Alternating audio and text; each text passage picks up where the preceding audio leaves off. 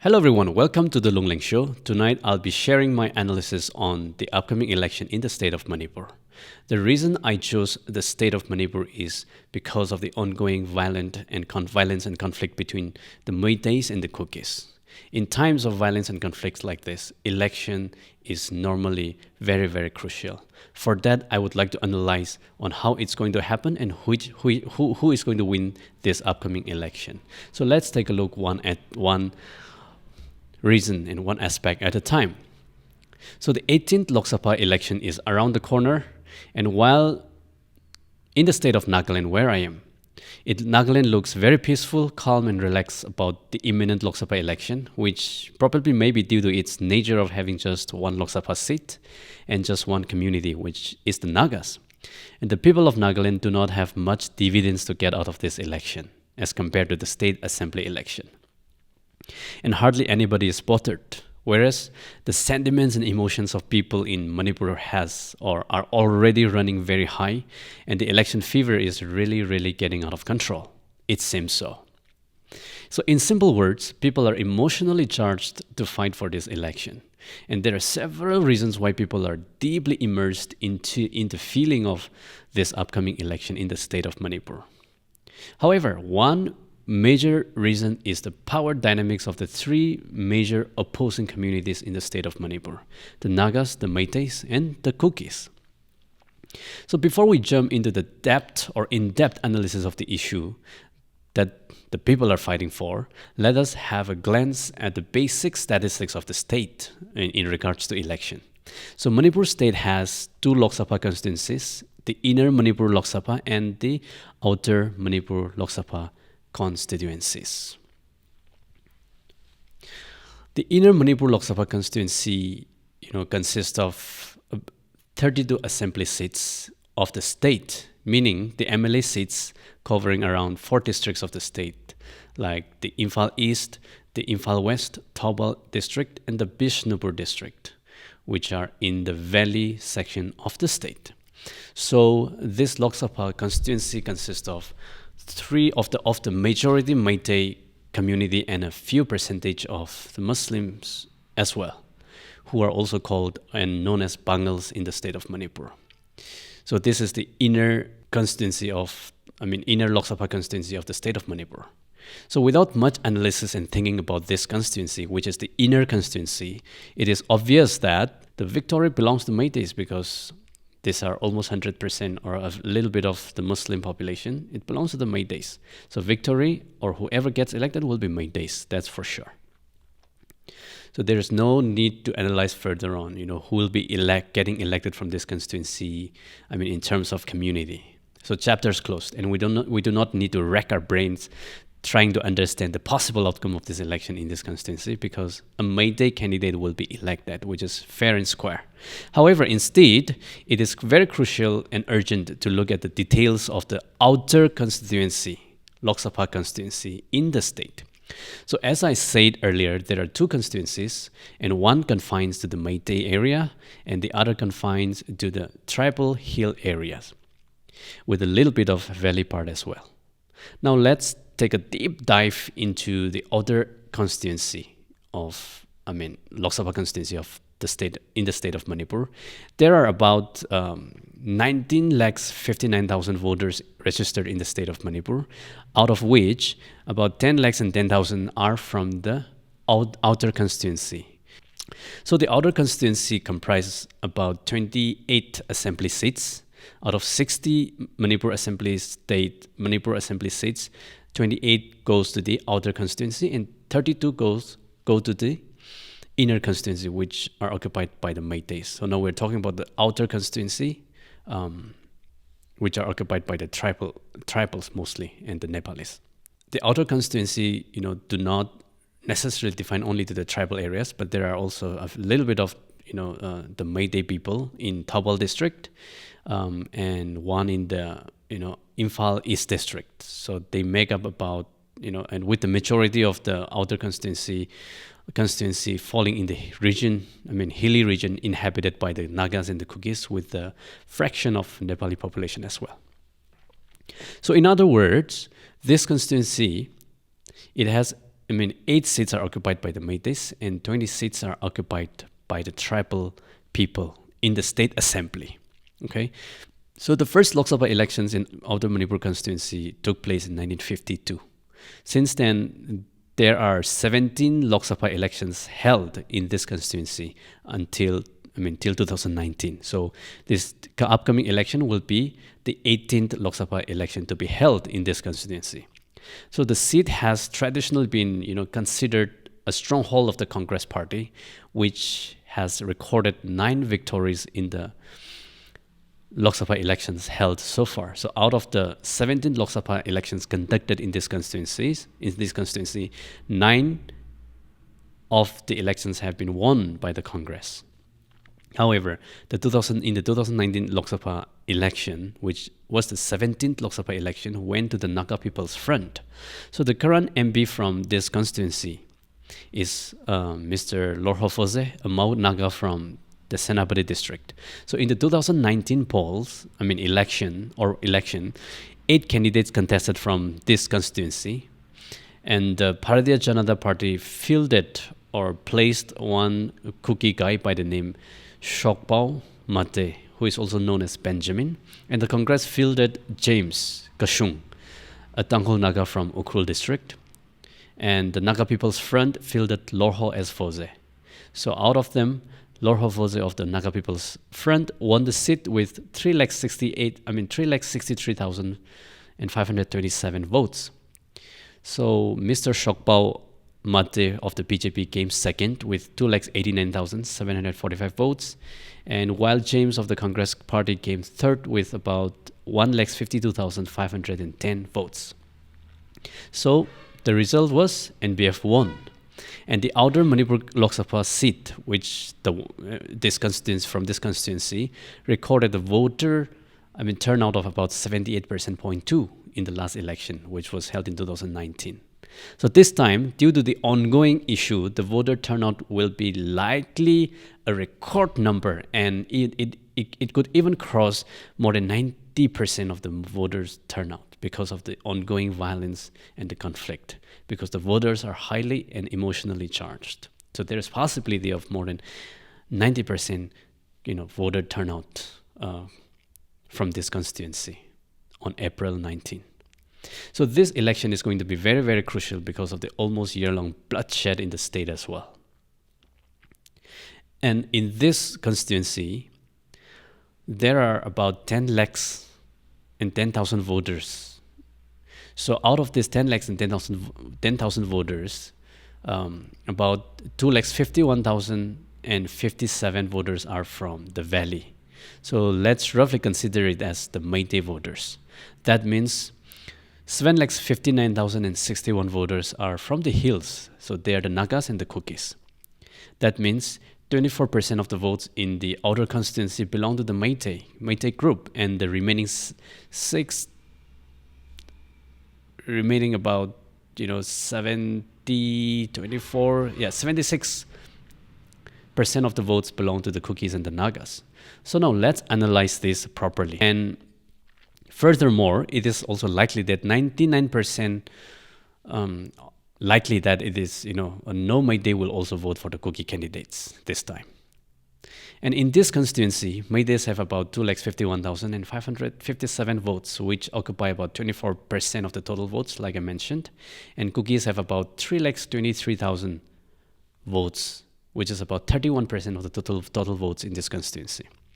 And Nagas have about 4,36,061 votes, which make up to 43% of the total votes in the constituency. By now, you will know that Nagas have a total advantage in this constituency. Yes, therefore, of all the 17 Lok Sabha elections conducted in India until 2019, Naga candidates have been winning and have been elected 10 times in this constituency, whereas Kuki candidates have been elected only 7 times. So that shows a lot of it, right? And however, despite all the advantages the Nagas had and have, Kukis have been elected 4 times since 1998, whereas Nagas got elected only 2 times since 1998. So why is that? That's the question. I do not know the exact reason why such irregularities happened, despite the fact that Nagas had the advantage over the Kukis. However, I suspect that it was because of the Naga political issue, which the Meitei community opposed to the nail while they enjoyed a fairly good relationship with the Kukis those days, as the Indo-Naga ceasefire agreement was signed in 1997 between the government of India and the NSNIM. So that prompted a sour relationship between the Nagas and the Meiteis. So definitely I would attribute to the majority, to the four-time winnings of the Kuki candidates since 1998, whereas 2 times winning of the Naga candidates since 1998. So the point I'm trying to make here is that the election in this constituency is majorly a fight between the Nagas and the Kukis, but without totally ignoring the Meiteis, because they are the kingmaker as well. They have about 250,000 something votes. So in the fight between the Kukis and the Nagas, the Meiteis will always break the tie. So this year, the Loksabha election in this constituency will be a fight between the Nagas and the Kukis. And whoever can persuade and convince the Meiteis will ultimately win the election. But it is not as simple as that also, because the fact is that there are more than 3 Naga candidates contesting from this constituency this time. More than 3 candidates. Make no mistake. However, so far there is only one, but on the other hand, Kukis, there is only one unified candidate from the Kuki side. There's so far one candidate, and definitely Kuki will not make a mistake of projecting more than one candidate, because the issue is very, very serious. That means Naga votes will be shared and divided and fragmented by these 3 plus candidates. But almost 99% of the total Kuki votes will go to and will be given to one single Kuki candidate that they will be projecting. Meanwhile, meaning that Nagas will be massacred in this election unless Nagas come together and come up with one consensus candidate, and unless also Naga candidate secures majority Naga votes and secure the majority Meitei votes. Right, so that requires, in order to secure the Naga majority votes and Meitei majority votes, that requires one Naga candidate from the Naga community. Again, it is not as simple as that, because Kukis also know that they cannot win this election without the help of the Meiteis. But unfortunately, they are not getting any votes from Meitei this time. That's my assumption. So who do you think, the question is this, who do you think will be the winner in this highly, highly contended constituency between 3 opposing communities in Manipur? Well, it is not a very simple question to be answered, but here are some of the possible scenarios based on certain conditions and assumptions. So scenario number 1 is this, okay?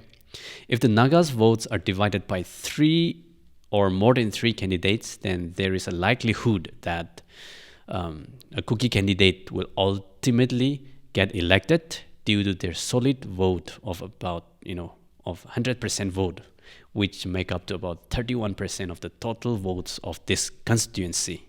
So if 99% of the Kuki voters vote for their one candidate, single candidate, then there's a chance that they can be winning, because Nagas votes will be divided by more than 3 candidates. So that means the remaining 69% of the total votes, Kuki will take away their own votes, which is 31%, and the remaining 69% combined with the Meitei votes will be shared by the 3 Naga candidates.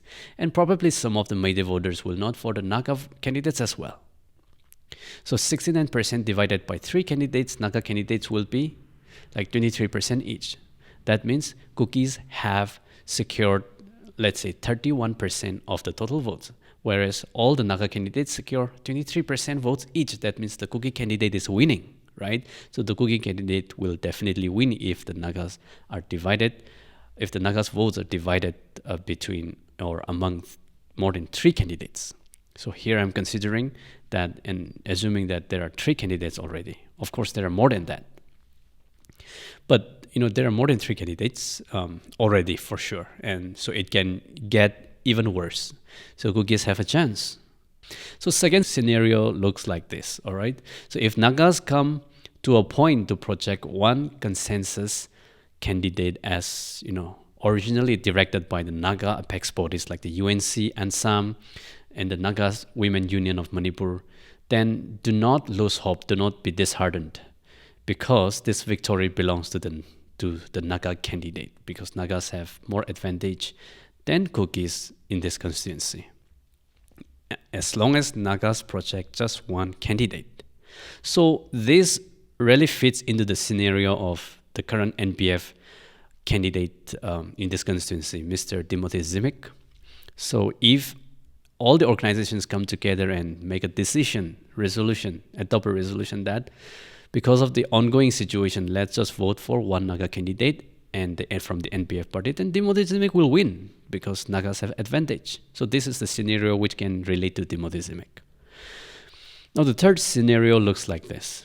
If there is a Naga candidate out of all the existing three candidates, if there is one Naga candidate who can grab a little bit, who can grab and who can woo a little bit of the Kuki votes and a little bit of the Mayday votes and a reasonable number of votes from the Nagas, then that Naga candidate can definitely win as well. So the ideal candidate for that is Mr. Alfred Cunningham Arthur. He's a young candidate from the Congress Party. So this scenario really suits him. So if he does that, when there are more than three candidates from the Naga community, if he can grab a little bit of the Kuki votes, and if he can grab a little bit of the Meitei votes, and if he can grab a little votes from the Naga community, then definitely he will win. That was the third scenario. So there is also currently one roadblock for the Nagas as well. The Meitei group has strongly requested the Nagas that, or kind of demanded that if the Naga civil society like the ANSAM does not withdraw their objection letter submitted to the governor in regards to Meitei SD demand of the Meiteis, then Meiteis will not vote for the Nagas. That's what they're saying. So that's the intimidation the Meiteis are giving right now to the Nagas. But imagine, what if Nagas do not withdraw the ST objection letter submitted to the governor? Will the Meitei hold back their vote from voting the Naga candidate and go to vote for the Kuki candidate? Honestly, I don't think so, because that's not the ideal situation right now. Any Meitei will not vote for a Kuki candidate ever in this election.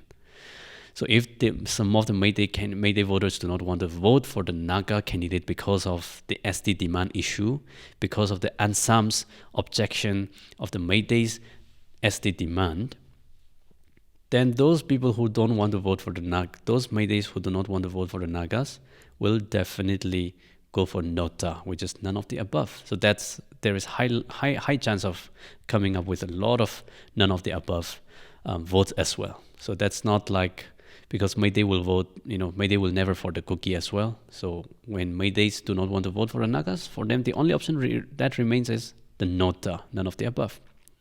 So the conclusion of my analysis is this. Okay, Nagas are definitely winning this election from the other constituency, provided they are united. As long as they are united and project one candidate. But if the Nagas come up with like more than three candidates, then all the Nagas votes will be fragmented and divided. That means Kukis have a fair chance of winning, because Meiteis will not vote for the Nagas much because of the ST demand issue. So that means Kukis have a more fair advantage than the Nagas. So like I said, it's very, very important for all these three communities to consider and balance their advantages and disadvantages. And especially as a Naga, for the Nagas, it's time to consider very, very seriously, like whether whether Nagas should project one single candidate or lose the chance of winning over to the Kukis and lose this election, although the Nagas have the advantage. So before I conclude that, I would like to announce very, very important information. For students and aspirants, we are doing online coaching and online session on a lot of the complex and hard and difficult concepts and topics related to current events as well as non-current affairs issues and topics for your exam, like for aspirants especially. So if you want to be part of this session, feel free to click the join button and to click the join link that I've mentioned below and join our class. And just, an effort to make the young students and aspirants to understand the difficult and complex concepts and topics of government, of history, and of current affairs, so that you'll be able to write it and you'll be able to understand it. So once you understand it, it's very easy for you to just write any day, anytime when that question comes. So feel free and try checking out. And if you like it, please join our membership. If you don't, you can unsubscribe any day, anytime. So try and see us. Like, if you like it, please join the membership, and I hope to see you there. Thank you so much.